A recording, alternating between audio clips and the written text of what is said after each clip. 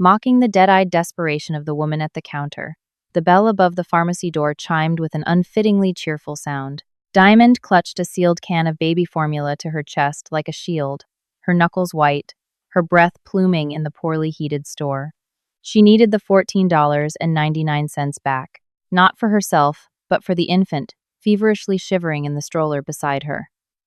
From the shadowed aisle near the back, a man watched. Dominic Russo didn't care about $14, and he certainly didn't care about the desperate mothers of Chicago's South Side. But as the cashier sneered and Diamond begged, Dominic saw the familiar, hollowed-out look of someone backed against a lethal wall. And Dominic knew a thing or two about lethal walls. The fluorescent lights of the corner pharmacy flickered, casting a sickly, jaundiced glow over the linoleum floor. Outside, the Chicago wind howled, whipping freezing rain against the reinforced glass windows. Inside, Diamond Bennett was fighting a losing battle. "I have the receipt," Diamond said, her voice trembling but pushed low, trying not to wake the 6-month-old boy bundled in a threadbare blanket in his stroller. "I bought it yesterday. The seal isn't broken. Please, I just need the cash back." The cashier, a teenager with a bored expression and a name tag that read Kevin, popped a bubble of chewing gum. "Store policy, lady. No returns on baby formula or medication. State law or something. People tamper with it." "I didn't tamper with it." Diamond's voice cracked, a desperate edge bleeding through her enforced calm. "Look at it. It's perfect. My son, he needs antibiotics. The prescription is at your pharmacy counter, but I'm $15 short. If I return this, I can buy his medicine. I can feed him watered-down oatmeal for a day, but I can't cure his chest infection with oatmeal. Please." Kevin sighed, leaning against the register. "I can't open the till for a refund without a manager overriding it, and the manager is in the back on a conference call. I'm sorry. You're gonna have to wait, or figure something else out." Diamond closed her eyes. The sheer weight of the exhaustion threatened to drop her to her knees. It had been 4 months since her husband, Charles Sterling, had vanished into the night, leaving her with a drained bank account, a newborn, and a mountain of unexplained, terrifying debts. She had sold her wedding ring, her car, and most of her furniture just to keep the heat on in the rundown apartment she now called home. But the money was gone, and little Leo's cough had turned into a terrifying, rattling wheeze. Unknown to Diamond, she was not the only patron in the desolate store. 3 aisles down, obscured by a rack of discounted winter gloves and motor oil, stood Dominic Russo. He was a man composed entirely of sharp angles and controlled violence, draped in a bespoke charcoal cashmere overcoat that cost more than the pharmacy's entire monthly revenue. Dominic wasn't there to shop. He was there because the owner of this strip mall owed his organization, the Russo Syndicate, $200,000 in laundered money, and Dominic preferred to do his intimidation in person. Dominic's cold, slate-gray eyes tracked the woman at the counter. He watched the slump of her narrow shoulders under a frayed wool coat. He saw the erratic, terrified pulse beating at the base of her throat. In his world, desperation was a commodity. It was something to be exploited, leveraged, and traded. He usually felt nothing for the collateral damage of poverty. But there was something entirely arresting about this woman's fierce, protective stance. She wasn't an addict looking for a fix. She was a mother, calculating the brutal arithmetic of survival. Dominic watched as Diamond gently reached into the stroller, placing a soothing hand on the baby's forehead. The child let out a weak, pitiful cry. Diamond's face crumpled for a fraction of a second before hardening into a mask of pure, unadulterated resolve. She grabbed the formula off the counter, shoved it back into her worn canvas tote bag, and turned toward the pharmacy pickup window. "Hey," Diamond said to the pharmacist behind the security glass. "The prescription for Leo Sterling." The pharmacist checked a bin. Amoxicillin, $24. Diamond pulled out a handful of crumpled bills and coins, smoothing them out on the counter. "I have $9.40. Can you give me half the bottle? Just enough to break his fever tonight?" "It doesn't work like that, ma'am. It's a liquid suspension. I can't split it." Dominic stepped out from the shadows of the aisle. His presence seemed to suck the oxygen out of the room. He moved with the silent, predatory grace of a man who owned every room he walked into. His bodyguard, a massive man named Silvio, who had been waiting by the door, immediately straightened, sensing a shift in his boss's demeanor. Dominic bypassed the line, stepping right up behind Diamond. He didn't look at her. He pulled a crisp, uncreased $100 bill from a silver money clip and slid it under the security glass to the pharmacist. Give the mother the medication, Dominic said. His voice was a low, resonant baritone, carrying a faint, untraceable rasp that commanded absolute obedience. Keep the change. Or don't. I don't care. Diamond whipped around, her heart hammering against her ribs. She looked up and up into the face of a man who looked like a fallen angel carved from marble. His jaw was locked in a severe line, his dark hair immaculately styled, his eyes an impenetrable, freezing gray. I can't take this, Diamond stammered, instinctually taking a half step back, pulling the stroller closer to her legs. She knew danger when she saw it. Charles had brought dangerous men around before he disappeared, but none of them radiated the sheer, terrifying authority of the man standing before her.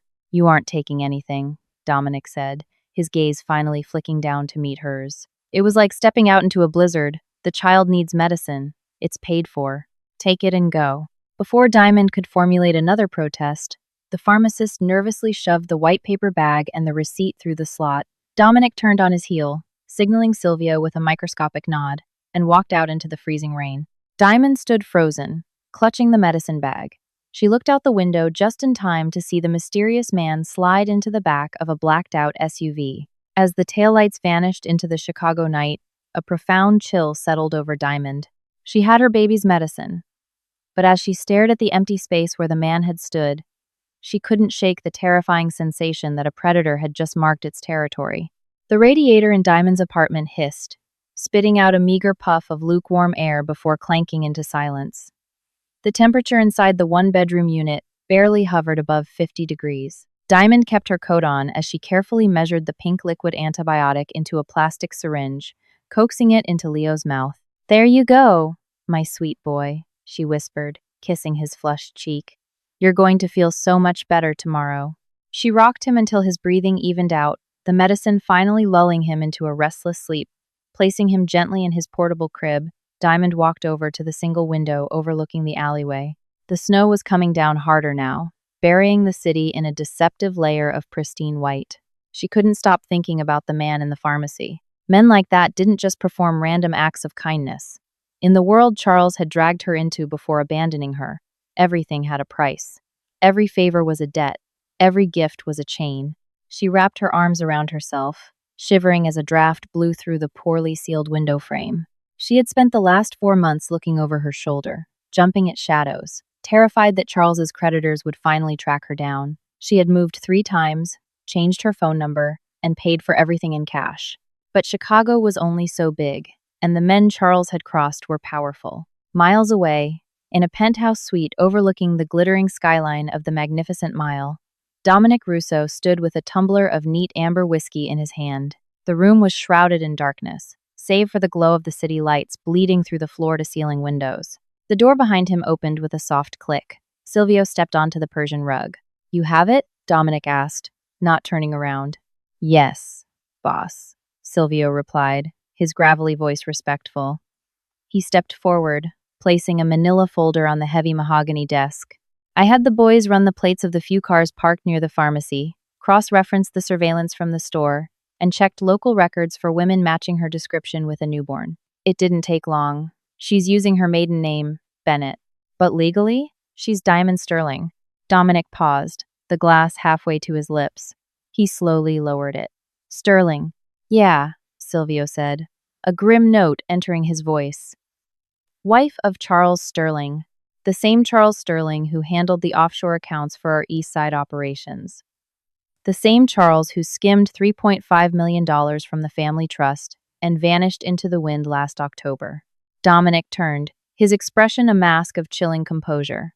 He walked over to the desk and flipped open the folder. Inside was a driver's license photo of the woman from the pharmacy, Diamond. Her eyes were bright, a warm hazel, devoid of the crushing despair he had witnessed hours earlier. Charles's wife, Dominic murmured, tracing the edge of the photograph with his thumb. The boys have been tearing the city apart looking for him, Silvio continued. We assumed she went with him, or that she was living off the stolen funds somewhere warm, but she's living in a shithole in Pilsen, barely making rent, returning baby formula just to buy amoxicillin. Dominic's mind raced, assembling the puzzle pieces with lethal precision. Charles Sterling was a coward, a numbers guy who got greedy. But he wasn't a ghost. To disappear with $3 million, you needed connections, new passports, and complete silence. He left her, Dominic stated, the reality of the situation crystallizing. He took the money, knew we would come looking for blood, and he left his wife and his infant son behind as a decoy. He let her sink to the bottom so we would think she had nothing to do with it. Looks that way, boss, Silvio agreed. Or he just didn't care. What are your orders? Do we bring her in? Squeeze her to see if she's in contact with him? Dominic stared at the surveillance stills in the folder. He remembered the fierce, unbroken way Diamond had shielded her child. He remembered the pride in her spine even as she begged a teenage cashier for $14. If Charles had given her a dime of the stolen money, she wouldn't be standing in a freezing pharmacy bargaining for her child's life. She was innocent, a casualty of Charles's greed. But in the Mafia, innocence was irrelevant. Charles Sterling owed the Russo family $3 million and his life.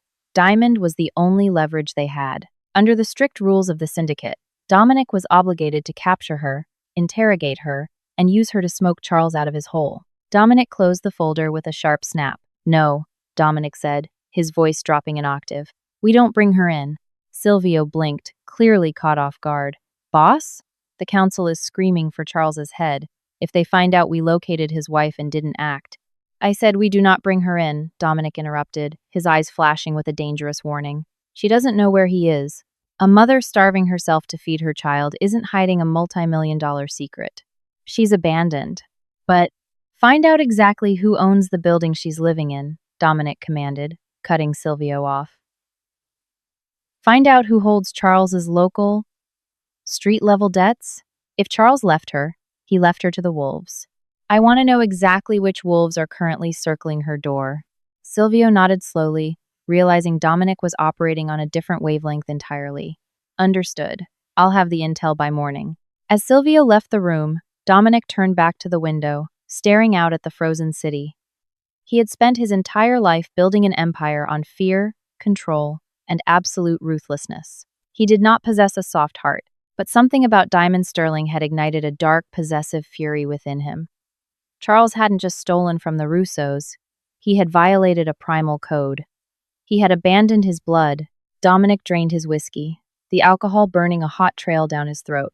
He was going to find Charles Sterling, and he was going to kill him. But first, he was going to pay a visit to Charles's wife. The banging on the apartment door sounded like a battering ram. Diamond jolted awake, gasping, her heart instantly redlining in her chest. She had fallen asleep in the armchair next to Leo's crib, fully dressed, a baseball bat resting against her knee. Bang, bang, bang. Open up, Diamond. We know you're in there. A rough voice shouted from the hallway, muffled only slightly by the thin wood. Charles owes my boss 20 grand, and I'm freezing my ass off out here. Open the damn door before I kick it off its hinges. Diamond leaped up, grabbing the bat. Her hands were shaking violently. Leo stirred in his crib, letting out a small, confused whimper. Shh, shh, baby. It's okay, she whispered frantically, moving toward the door. She peered through the peephole. Standing in the dimly lit hallway was a man she recognized vaguely from her past life with Charles, a low-level enforcer named Mickey, who worked for a loan shark operating out of the West Loop.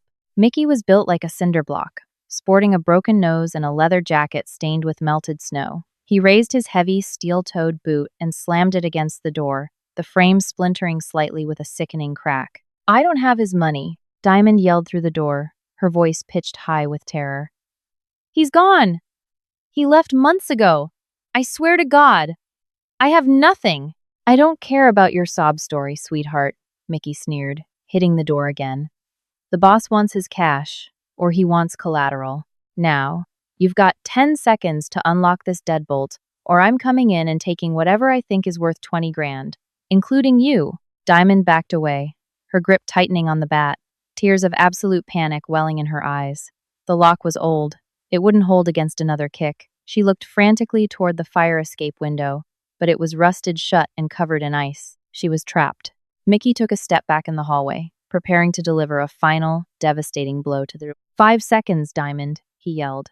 Diamond raised the bat, planting her feet, ready to fight to the death for the child sleeping a few feet away. But the final kick never came. Instead, Diamond heard a sudden, sharp gasp from the hallway, followed by the sickening sound of flesh meeting bone. Through the peephole, she watched in stunned silence as Mickey was suddenly jerked backward, completely lifted off his feet by an unseen force. A moment later, Dominic Russo stepped into the narrow view of the peephole. He looked exactly as he had in the pharmacy, immaculately dressed, completely unfazed by the dilapidated surroundings.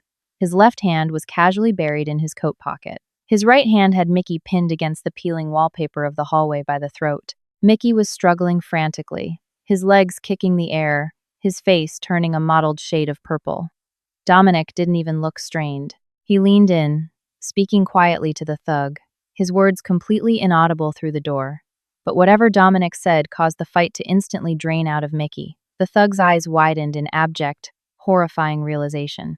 Dominic released his grip. Mickey dropped to the floor, gasping for air, clutching his bruised windpipe. "Leave!" Dominic commanded, his voice carrying easily through the wood. It wasn't a shout. It was a quiet diamantion of law. "And inform your boss that Charles Sterling's debts are no longer his concern. If I see you within 10 miles of this building again, I won't just break your neck. I'll eradicate your entire operation. Do you understand me?" Mickey scrambled backward on his hands and knees, nodding frantically before turning and sprinting down the hallway, the sound of his heavy boots echoing down the stairwell until it faded into nothing. Diamond stood frozen, her chest heaving. The silence that followed was deafening. Then, two soft, deliberate knocks sounded on her door. "Diamond," the baritone voice called out. "Open the door." He knew her name. The man from the pharmacy, the man who had just effortlessly dispatched a violent loan shark, knew her name. "Who are you?" Diamond asked, her voice shaking so badly she barely recognized it. "What do you want?" "My name is Dominic Russo," he replied calmly, "and I want to step inside out of this hallway before someone else decides to collect on your husband's stupidity." The name hit Diamond like a physical blow. Russo. Charles had whispered that name in the dark during his final weeks, pacing the floor, terrified out of his mind. The Russo Syndicate, the top of the food chain. If the loan shark was a rat, the man standing outside her door was a great white shark. "I have a bat," Diamond lied, though she was still holding it, "and I called the police." "You haven't called the police, Diamond. Your phone was disconnected 3 days ago for non-payment," Dominic stated, his voice devoid of mockery, just presenting facts. "And if you hit me with a bat, I will simply take it from you. Open the door. I am not here to hurt you or your son." The mention of Leo made her stomach drop. He knew about the baby. He knew everything. Realizing she had absolutely zero leverage and nowhere to run, Diamond slowly reached out with trembling fingers and undid the deadbolt. She pulled the door open just a few inches, keeping the chain lock engaged. Dominic stood there, filling the doorway. Up close, he was even more intimidating. His eyes locked onto hers, reading her fear, absorbing her panic. "Take the chain off," he said softly. "Why should I?" Diamond challenged, trying to summon whatever courage she had left. "You're one of them. You're the people Charles was terrified of." "Charles was terrified because he is a thief and a coward," Dominic replied, not breaking eye contact. "I am here because he left a mess. And I don't like messes, especially when they involve men like Mickey kicking down doors where infants are sleeping. Now, unchain the door, Diamond. We need to talk about your husband." Diamond hesitated. Her instincts screamed at her to slam the door, to barricade it with furniture. But looking into Dominic's icy gray eyes, she saw something entirely unexpected. She didn't see the chaotic, rabid violence of the loan sharks. She saw order. She saw absolute control. And deep down, a treacherous, exhausted part of her realized that this man might be the only shield strong enough to protect her from the storm Charles had unleashed. With a trembling hand, she slid the chain free and opened the door. Dominic stepped inside, immediately dominating the tiny, freezing apartment. He glanced around, taking in the peeling paint, the single space heater, and finally, the portable crib where Leo was sleeping. His jaw tightened imperceptibly. "Charles Sterling owes me $3 million, Dominic said, turning his gaze back to Diamond, who was gripping her baseball bat like a lifeline. "And I believe, Diamond, that you are going to help me find him." Dominic Russo did not move from the center of the tiny, freezing living room. He simply watched Diamond, his slate gray eyes cataloging every detail. The white-knuckled grip she maintained on the cheap wooden baseball bat, the dark circles bruising the skin under her eyes, and the way her body instinctively angled to block his path to the portable crib. "Put the bat down, Diamond," Dominic said. It wasn't a request. It was an instruction delivered with the calm certainty of a man who was never disobeyed. "If I wanted to hurt you, I wouldn't have stopped Mickey from breaking down your door. And I certainly wouldn't have paid for your son's amoxicillin." Diamond swallowed hard, the sheer force of his presence overwhelming the cramped space. Slowly, her trembling fingers loosened, and she let the bat slide to the chipped linoleum floor with a hollow clatter. "You said Charles owes you $3 million, she whispered, her voice barely carrying over the rattling wind outside the window. "I don't have it. I haven't seen him since October 14th. He went to work at the financial advisory firm on Wacker Drive, and he never came home. The police told me he probably ran off with another woman. They wouldn't even file a proper missing persons report after they saw the drained bank account." Dominic stepped closer, his heavy wool overcoat brushing against the edge of a cheap laminate coffee table. Charles didn't work at a standard financial firm. He managed offshore routing for a subsidiary of my organization, Prescott and Logistics. He funneled $3.5 million into a phantom account, wiped the digital ledger, and vanished. Diamond felt the blood drain from her face. "Your organization, the Mafia?" "The Russo Syndicate," Dominic corrected smoothly, without a hint of shame or hesitation. "And right now, every low-level enforcer, loan shark, and debt collector in Chicago knows Charles Sterling left a massive vacuum. Mickey was just the first to find you.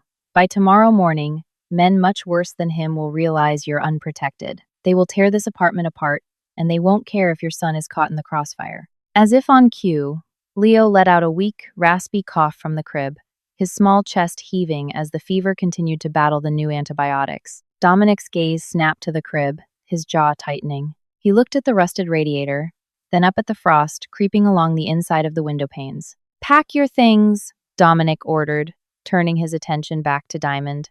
"What?" "No," Diamond instinctively stepped backward. "I'm not going anywhere with you. I don't know you." "You know exactly what I am, Diamond, which is why you are going to listen to me," Dominic said, closing the distance between them until he was standing mere inches away. She had to tilt her head back to look into his eyes. Up close, she could smell the faint scent of expensive cedar and cold winter air clinging to him. "Your door is splintered. The lock is useless. The temperature in this room is 45 degrees, and your infant has a respiratory infection. If you stay here tonight, you are either going to freeze, or you are going to be dragged out of here by men who will use you to send Charles a message." He reached into his pocket and pulled out a sleek, black smartphone, tapping a single button. "Silvio, bring the car around to the alley entrance.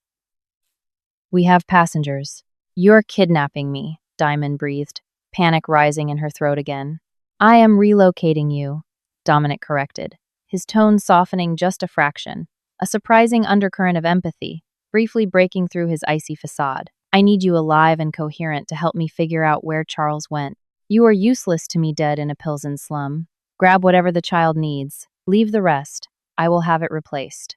10 minutes later, Diamond found herself sitting in the back of a heavily armored black SUV. The leather seats were heated, radiating a luxurious warmth that made her violently shiver as her freezing body finally began to thaw.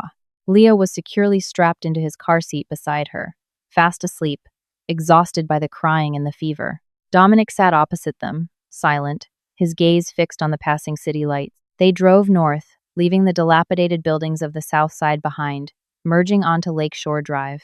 The SUV eventually pulled into a secure, subterranean garage beneath a towering, ultra-luxury high-rise in the Gold Coast neighborhood.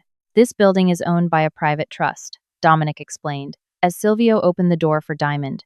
"There are no public records tying it to me, and the security is impenetrable. You will stay in the penthouse guest wing." Diamond clutched Leo to her chest, following Dominic onto a private elevator that required a retinal scan to operate. When the doors opened, she stepped into a world she couldn't have imagined in her wildest dreams. The penthouse was a masterpiece of modern architecture, floor-to-ceiling glass overlooking Lake Michigan, dark hardwood floors, and minimalist, imported Italian furniture. Silvio, call Dr. Harrison Gable. Dominic instructed his bodyguard as he took off his overcoat. Tell him I need a pediatric house call immediately. I don't care if he's sleeping. Pay him triple his standard late-night fee. Diamond stood awkwardly in the entryway, feeling entirely out of place in her frayed coat and scuffed boots. You're calling a doctor? I don't leave things to chance, Dominic replied, pouring himself a glass of water from a crystal pitcher and handing it to her. The pharmacy antibiotics will fight the infection, but I want his lungs checked. Sit down, Diamond. Drink. You look like you're about to collapse. As Diamond took the glass, her fingers brushed against his. His skin was warm, a sharp contrast to his cold demeanor. For the first time since Charles had abandoned her, Diamond didn't feel like prey. She was a captive, yes, but as she looked at the heavily guarded doors and the man orchestrating her child's medical care, she realized she was also, entirely and undeniably, safe. Dr. Harrison Gable arrived 20 minutes later, a discreet, silver-haired concierge physician who asked zero questions about why a mafia boss had a terrified woman and a sick infant in his penthouse. He examined Leo thoroughly, administered a mild fever reducer, and assured Diamond that the antibiotics were indeed the correct course of action. Keep him warm, keep him hydrated, Dr. Gable murmured, packing his leather medical bag. The lungs are tight, but clear of fluid. He'll be dramatically better by morning. After the doctor was escorted out by Silvio, the massive penthouse descended into a heavy, expectant silence. Diamond had laid Leo down in the center of a king-sized bed in the guest suite, barricading him safely with plush-down pillows. She finally shed her worn coat, revealing a faded, oversized sweater that swallowed her thin frame. She walked out into the main living area. Dominic was standing by the massive windows, looking out over the dark, churning waters of Lake Michigan. He had discarded his suit jacket, his dress shirt rolled up at the forearms, revealing the faint edge of dark ink, a tattoo hidden beneath the cuffs. He's asleep, Diamond said quietly, wrapping her arms around her waist. Thank you. For the doctor. Dominic turned, leaning against the glass. Sit down, Diamond. We need to talk about Charles. Diamond sank into a deep leather armchair. The exhaustion was setting in, deep and aching in her bones. I told you. I don't know anything. He didn't leave a note. He didn't say goodbye. He just left.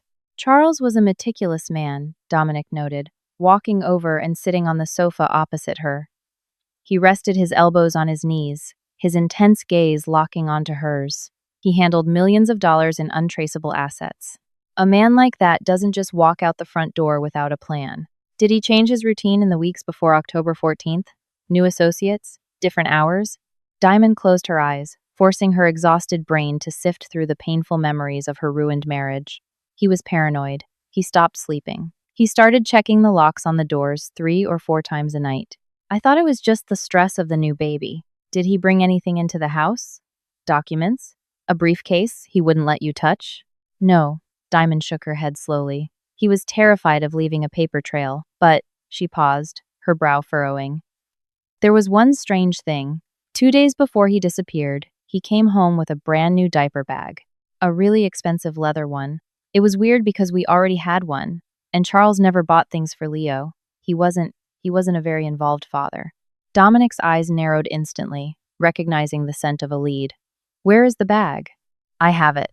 It's what I've been using to carry Leo's things. It's in the entryway. Dominic stood up immediately, crossing the room with long, predatory strides. He grabbed the heavy leather bag Diamond had brought with her and brought it back to the coffee table. Without asking permission, he began emptying the contents: diapers, wipes, a spare onesie, the formula she had tried to return. He didn't care about the contents. He ran his large, calloused hands along the interior lining of the bag, feeling the seams. Suddenly, he stopped. Here, Dominic muttered, his voice dropping into a low, dangerous register. He pulled a pocket knife from his trousers, flicking the blade open with a metallic snick. Diamond gasped as he sliced a clean line through the silk lining at the bottom of the bag. He reached inside the hidden compartment and pulled out 2 items, a pristine, dark blue passport and a small, brass key engraved with a series of numbers. Diamond leaned forward, her heart hammering. Dominic tossed the passport onto the table. It bore Charles's photo, but the name printed beside it was Thomas Weaver. A secondary alias, Dominic said grimly. High-grade forgery, but this. He held up the brass key, inspecting the engraving. This is a private safety deposit box key. Older model. The serial numbers match the format used by First Fidelity Bank on LaSalle Street, a bank known for honoring corporate anonymity. Dominic pulled out his phone again. Brendan, I need you on the secure line. A moment later, a voice crackled over the speaker. I'm here, boss. What do you need? I have a vault key for First Fidelity on LaSalle, serial number 884, Bravo Niner. I need you to breach their digital registry and find out who holds the lease on that box, and I need to know exactly who accessed it in the second week of October. Give me 5 minutes, Brendan replied, the sound of rapid typing echoing in the background. Diamond stared at the fake passport on the table. The reality of Charles's betrayal was no longer just a missing persons case.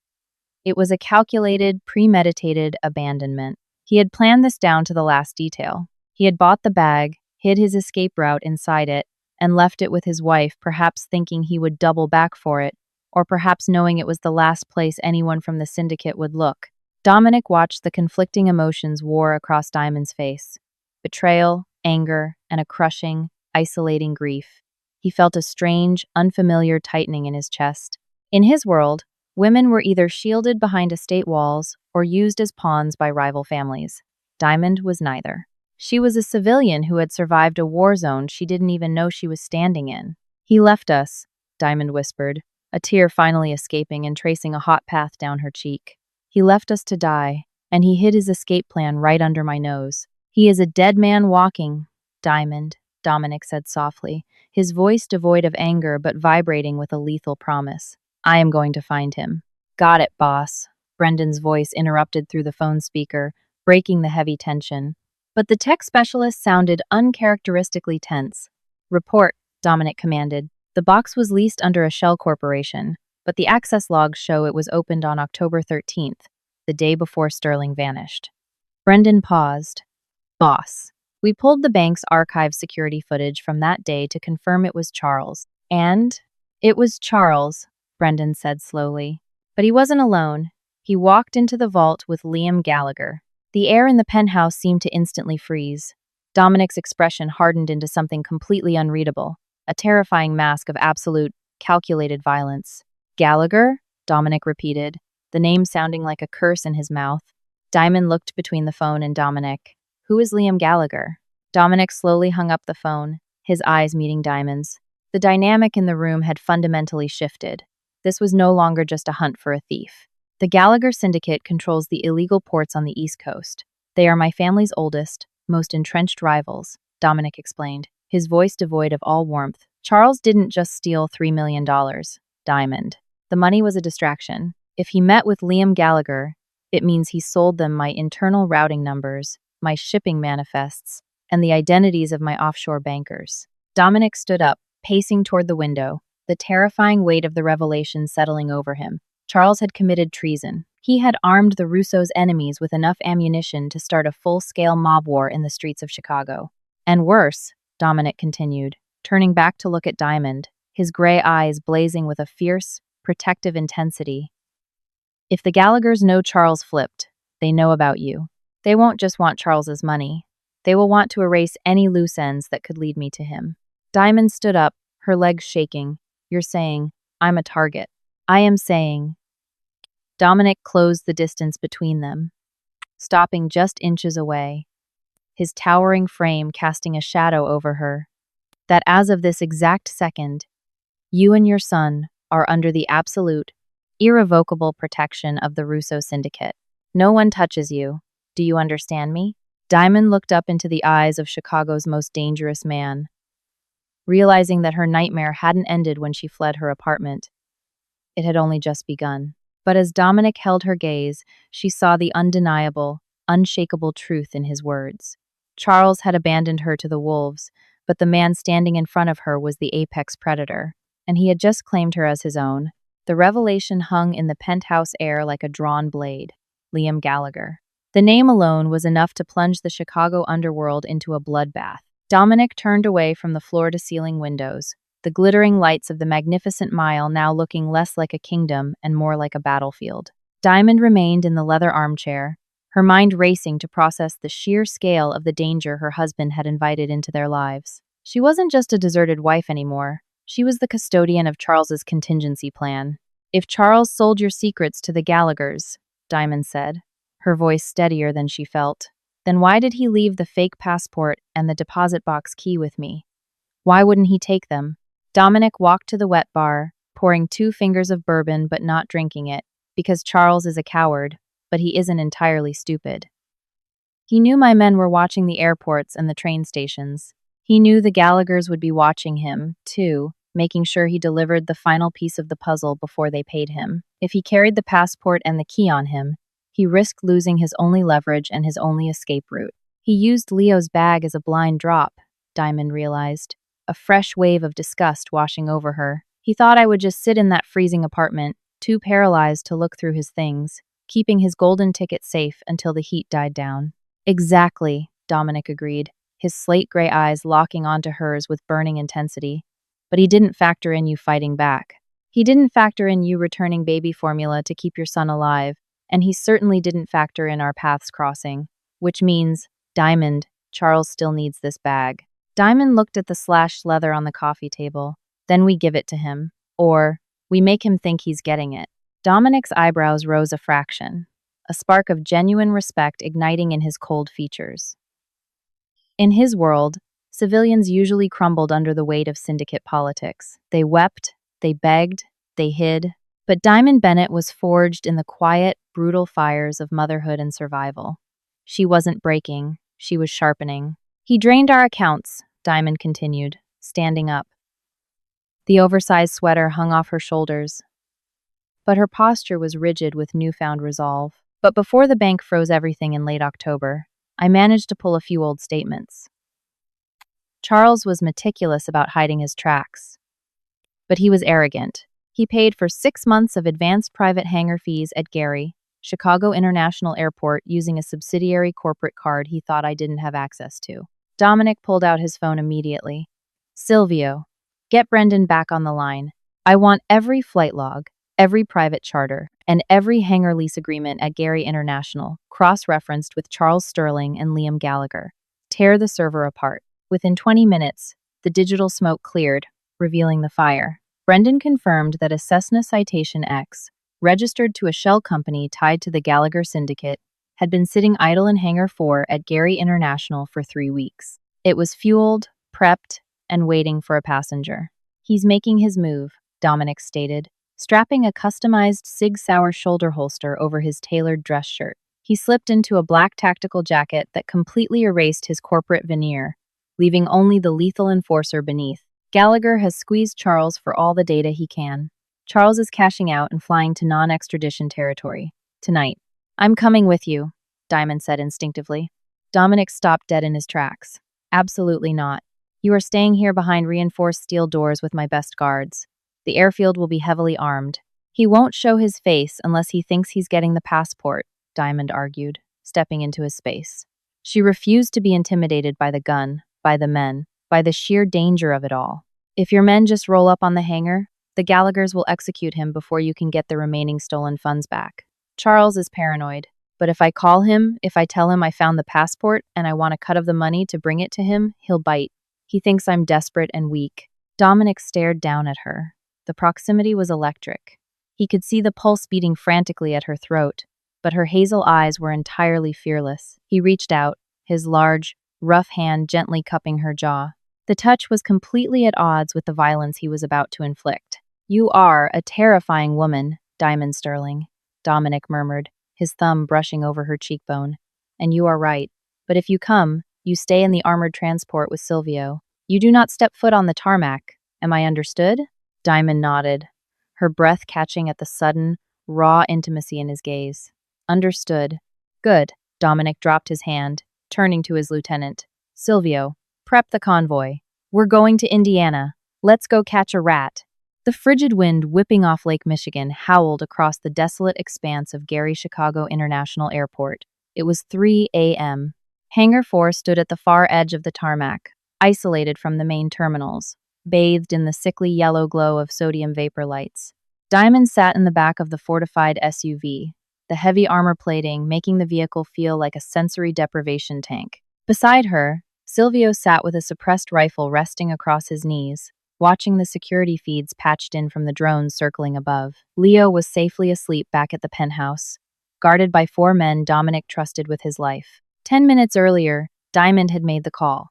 She had dialed the emergency burner number Charles had left hidden in a coat pocket months ago. When he answered, sounding panicked and exhausted, Diamond played her part perfectly.